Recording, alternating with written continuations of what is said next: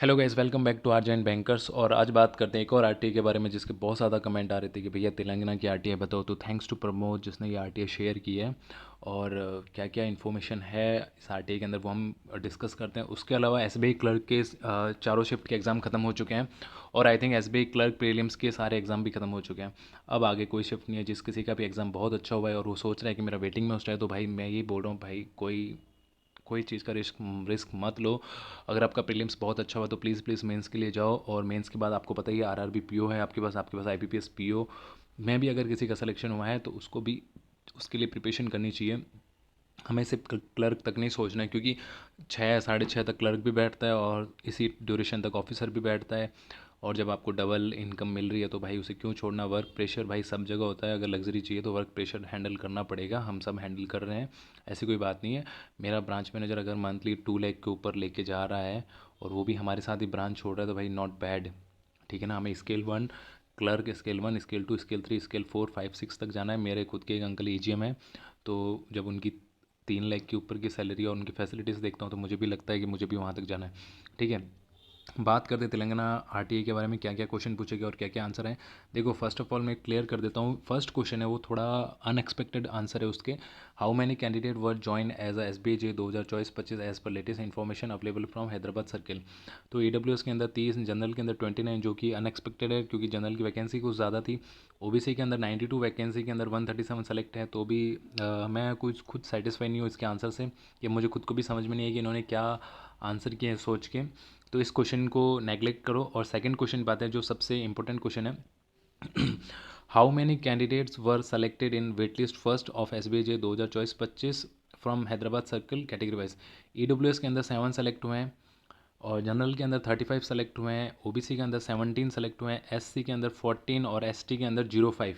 यानी कि आप ये मान के चलो कि अब एक चीज़ कंपेयर कर लेना कि आपकी जो फर्स्ट जो रिज़ल्ट आया था उस समय जो कट ऑफ थी और अब फर्स्ट वेटिंग लिस्ट के अंदर जितने नंबर ऑफ़ कैंडिडेट सेलेक्ट हुए हैं और किस कैटेगरी वाइज कितनी कितनी कट ऑफ डाउन हुई है, तो उससे आपको एक गेस लगाने में इजी होगा कि अगर ओबीसी में 17 सेलेक्ट हुए हैं और कट ऑफ कितनी कम गई है तो नंबर ऑफ़ कैंडिडेट अब आने वाली सेकंड वेटिंग लिस्ट के लिए भी उसी रेशियो में होने के चांसेस हैं। और जनरल के अंदर भी ऐसा ही होगा।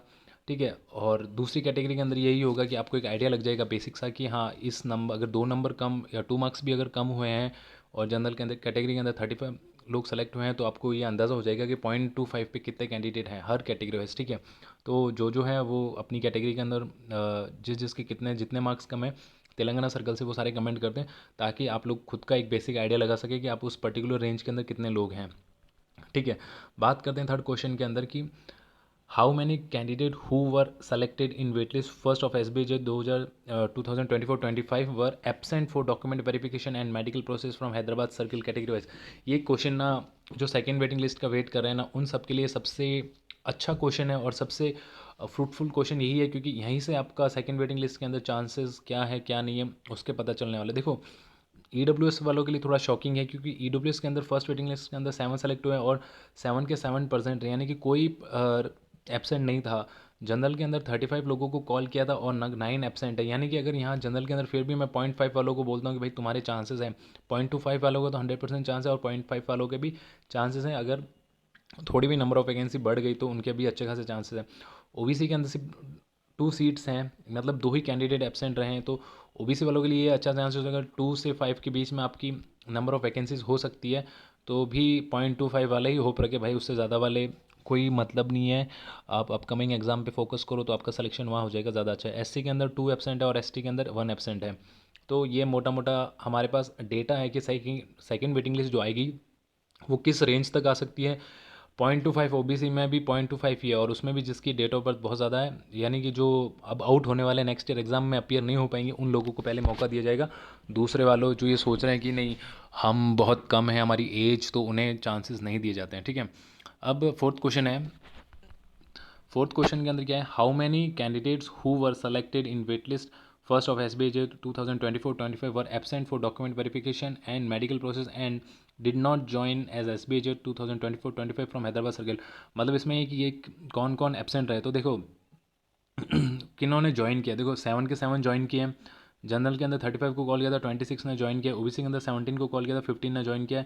SC के अंदर 14 को कॉल किया था, 12 ने ज्वाइन किया और 2 एब्सेंट रहे। ST के अंदर 5 को कॉल किया था, 4% है और 1 एब्सेंट रहे। तो ये डेटा है। और जो किसने ज्वाइन नहीं किया है, मतलब आफ्टर फर्स्ट वेटिंग लिस्ट आपका DV हो गया, मेडिकल हो गया और आपको ज्वाइनिंग लेटर दे दिया और उसके बाद भी आपने ज्वाइन नहीं किया, तो इसका उन्होंने रिप्लाई नहीं किया है। ठीक है, तो ये तेलंगाना के लिए शॉर्ट इन्फॉर्मेशन थी। जो शुरू के 2, 3, 4 क्वेश्चन है ये आपके लिए फ्रूटफुल है। फर्स्ट नंबर क्वेश्चन है उसमें अनएक्सपेक्टेड आंसर है, तो मुझे खुद को भी समझ में नहीं है कि ऐसा क्यों। OBC के अंदर देखो, जनरल के अंदर इन्होंने सिर्फ 29 ही बताया कि 29 लोग ही सेलेक्ट हुए हैं या जिन्होंने DV मेडिकल वगैरह करा है और ज्वाइन किया है।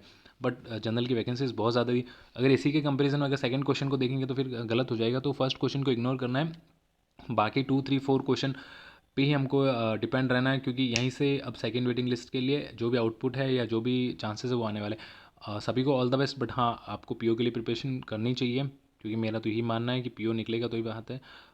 स्केल 1 ऑफिसर आप बनोगे तो बहुत अच्छा है। सोसाइटी में एक असिस्टेंट मैनेजर वाली जो पोस्ट होती है उसका एक पावर होता है। और वेल एंड गुड क्लर्क है, कहीं से भी स्टार्ट करना है। क्लर्क के बाद भी हमें रुकना नहीं है, हमें आगे आगे एग्जाम देके इसको क्वालिफाई करना है। ठीक है guys, thank you for watching and like share and subscribe. और बाकी दूसरे स्टेट्स की कोई भी रिपोर्ट आती है तो मैं अपडेट करता हूँ आप सभी को। ठीक है guys, thank you, bye bye, take care.